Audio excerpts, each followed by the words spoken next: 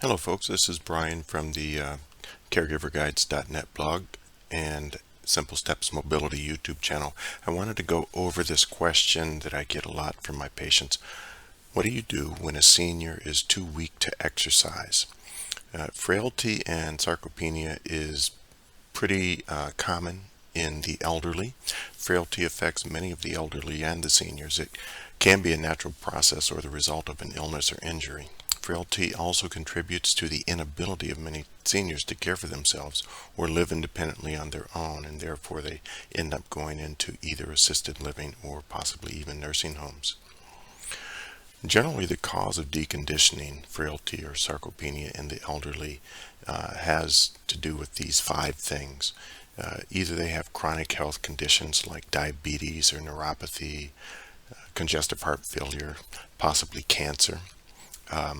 They may have a sedentary lifestyle. Even if they aren't sick, they may have a sedentary lifestyle after retirement with limited activities and limited hobbies. The frailty or deconditioning may be as a consequence of a recent illness or an injury, such as a fall or maybe COVID or having a surgery of some kind. Also, limited social network can also contribute a lot to a person's strength or frailty or their deconditioning, because you have a lack of social interaction, and so you become depressed and unmotivated. And if you're unmotivated, for the most part, you're going to get weaker and weaker if you're not doing something. And lastly, frailty or deconditioning could be caused by just an accumulation of bad decisions. Diet and lifestyle and hard living will contribute to a person not having the strength or stamina to perform well or maintain their function in everyday life. So what exactly is frailty when it comes to medical terms? Frailty is when you're too frail or your body does not have the ability to cope with minor illnesses that normally would have minimal impact on you if you were healthy.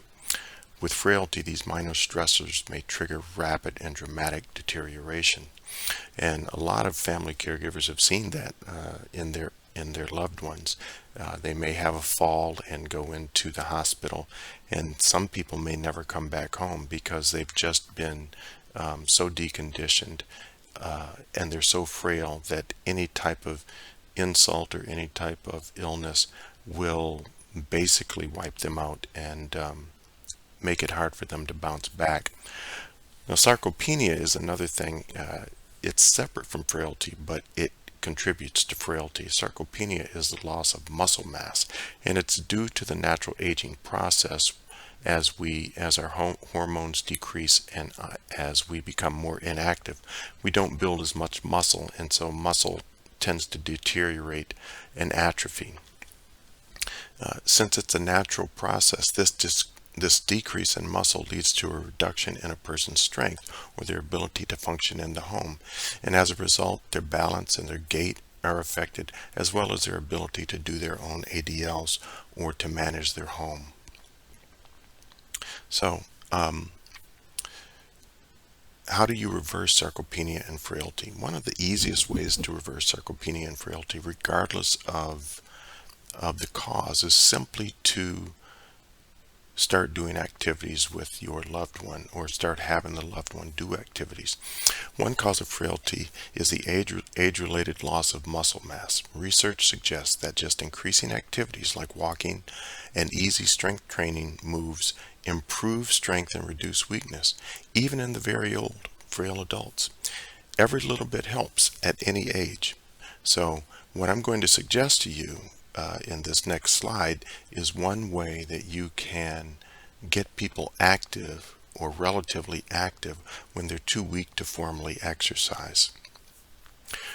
One of the easiest ways for the very weak to exercise is simply to change positions routinely.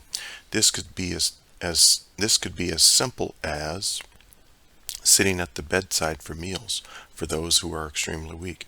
For others, it may mean getting out of bed and into a chair for a specific period of time during the day. It really doesn't matter as long as you're changing positions and you're using your muscles and you're not just staying in one position. Your muscles will be working and will have a chance to improve their strength. Make these simple activities into a progressive routine. Increasing simple activities will have the effect of increasing any physical activity. It's a challenge to your weakened state and your body. It's a challenge to your weakened state and your body will adapt as you continue with the activity. Whatever the activity you choose to do, it should be consistent and measurable. A weakened care recipient should also be able to anticipate the activity if there is a regular schedule. The reason why I put that in there is because a lot of times people that are too weak are not interested in doing exercise. If you say exercise to someone who just has no energy at all, they're not going to be very happy or motivated to try and exercise. But if you tell a person that they're going to get out of bed every day at a certain period of time, they may be more open to participate with that. Or if you say, I want you to sit up on the edge of the bed and eat your meal sitting up rather than laying down, then they may be more open to that also, especially if it's a regular routine. So here's a sample exercise program for the very weak. Every meal is taken sitting at the edge of the bed.